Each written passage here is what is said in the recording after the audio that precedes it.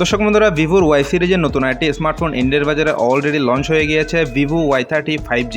So এর আগের ভিডিওতে আমি আপনাদেরকে দেখিয়েছিলাম ভিভো Y35 এবং ভিভো Y77 এই দুটি ফোনের রিভিউ। সো ফাইনালি আজকের এই ভিডিওতে বিস্তারিত আলোচনা করব ভিভো Y30 5G এই স্মার্টফোনটিতে কী কী স্পেসিফিকেশন থাকবে, এই স্মার্টফোনটি বাংলাদেশ মার্কেটে কবে লঞ্চ হবে, দাম হিসেবে কতটুকু বিল অফ মানি প্রোভাইড করবে, এইসব কিছু প্রশ্নের উত্তর থাকবে আজকের এই ভিডিওতে। আর এই ফোনটির হাইলাইটের বিষয়ে যেসব কিছু থাকছে, এখানে থাকছে মিডিয়াটেকের একটি 5G ভালো প্রসেসর, আর দ্বিতীয়ত এখানে একটি 5000 mAh এর একটি বিগ ব্যাটারি, পাশাপাশি 50 মেগাপিক্সেলের একটি মেইন ক্যামেরা সেন্সর। দর্শক বন্ধুরা, এই ফোনটি ইন্ডিয়ার বাজারে দুটি ভেরিয়েন্টে লঞ্চ হয়েছে, 6GB 128GB এবং 8GB 128GB।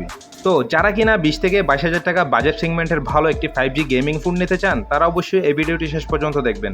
আর তার আগে বলবো, যারা আমাদের চ্যানেলে নতুন রয়েছেন এক্ষুনি সাবস্ক্রাইব করে আমাদের পরিবারের একজন হয়ে থাকুন, আর যারা অলরেডি সাবস্ক্রাইব করে রেখেছেন তাদেরকে অসংখ্য অসংখ্য ধন্যবাদ। সো ভিডিওটি শেষ পর্যন্ত দেখতেই থাকুন।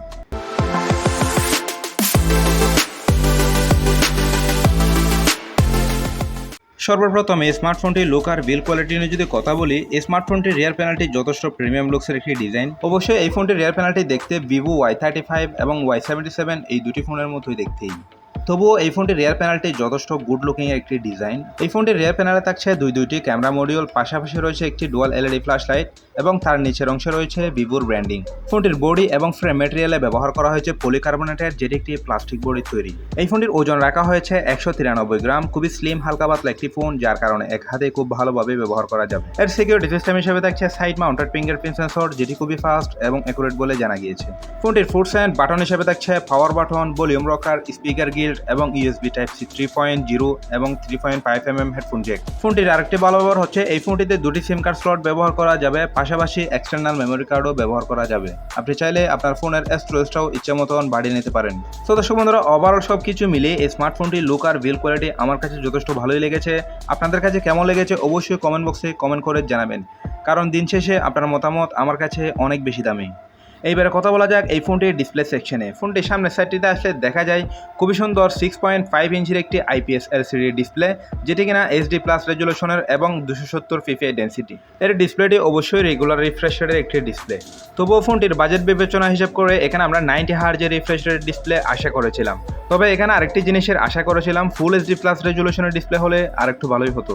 দুঃখজনক বিষয় হলো সত্যি যে এরকম প্রাইস পয়েন্টে আমরা এই ধরনের ডিসপ্লে আশা করিনি, কারণ অন্যান্য ব্র্যান্ডের ফোনগুলিতে এরকম প্রাইস পয়েন্টে আরও ভালো কোয়ালিটির ডিসপ্লে প্রোভাইড করে থাকে।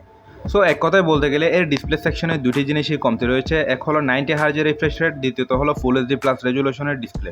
তো দর্শক বন্ধুরা, এবার আসা যাক এই ফোনটির ক্যামেরা সেকশনে। এই ফোনটির রিয়ার প্যানেলটিতে আসলে দেখা যায় খুবই সুন্দর দুইটি ক্যামেরা মডিউল, যার মেইন ক্যামেরা হিসেবে থাকছে 50 মেগাপিক্সেলের যা f1.8 অ্যাপারচার, সেকেন্ডটিতে থাকছে একটি 2 মেগাপিক্সেলের ডেপথ সেন্সর যা f2.4 অ্যাপারচার। এর রিয়ার ক্যামেরা দিয়ে সর্বোচ্চ ভিডিও শুট রেকর্ড করা যাচ্ছে ফুল HD+ রেজুলেশনে। ফোনটি সেলফি ক্যামেরা হিসেবে দেওয়া হয়েছে 8 মেগাপিক্সেলের, সেলফি ক্যামেরাতেও সর্বোচ্চ ভিডিও শুট রেকর্ড করা যাবে HD+ রেজুলেশনে।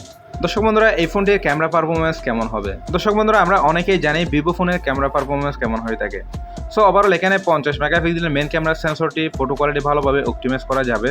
তবুও এখানে আরেকটি জিনিস আমরা আশা করেছিলাম, বাজেট বিবেচনা হিসাব করলে অবশ্যই এর ভিডিও শুটের ক্ষেত্রে 2K রেজুলেশনে ভিডিও রেকর্ড দেওয়া দরকার ছিল। সো তার জায়গায় এখানে থাকছে ফুল HD+ রেজুলেশনে ভিডিও রেকর্ডিং। সো ওভারঅল সব কিছু মিলিয়ে বলতে গেলে এখানে ক্যামেরা সেকশনটিতেও কিছু জিনিসে কমতি রয়েছে। কথা বলা যাক এই ফোনটির র্যাম আর স্টোরেজ নিয়ে। এই ফোনটি দুটি ভ্যারিয়েন্টে অ্যাভেলেবেল লঞ্চ হবে, 6GB 128GB এবং 8GB 128GB। কথা বলা যাক ফোনটির অপারেটিং সিস্টেম নিয়ে। অবশ্যই এই ফোনটি অ্যান্ড্রয়েড 12 ভার্সন আর ইউ হিসেবে থাকছে PanTouchOS 12 ভার্সন। এইবারে যদি এই ফোনটির প্রসেসরের সেকশন নিয়ে যদি কথা বলি, এখানে আসলে দেখা যায় মিডিয়াটেক Dimensity 700, যেটি 7 nanometer 8 পিক্সেলে বিল্ড করা একটি octa-core CPU, আর জিবি হিসেবে থাকছে Mali G57 MC2। দর্শক বন্ধুরা, এই চিপসেটটি অবশ্যই একটি 5G চিপসেট, আমরা অনেকেই এই চিপসেটটির সাথে পরিচিত।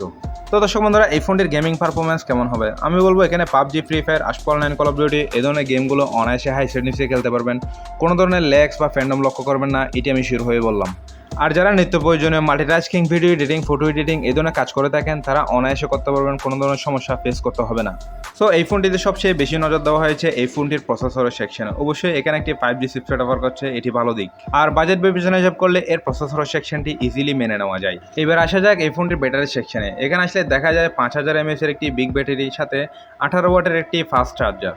দর্শক বন্ধুরা, এই ফোনটি অলরেডি ইন্ডিয়ার বাজারে গত সপ্তাহে লঞ্চ হয়ে গিয়েছে। খুব শীঘ্রই বাংলাদেশ মার্কেটেও পেয়ে যাবেন। সম্ভবত আগামী 1 মাসের মধ্যে বাংলাদেশ মার্কেটে অ্যাভেলেবেল পাওয়া যাবে এই ফোনটি।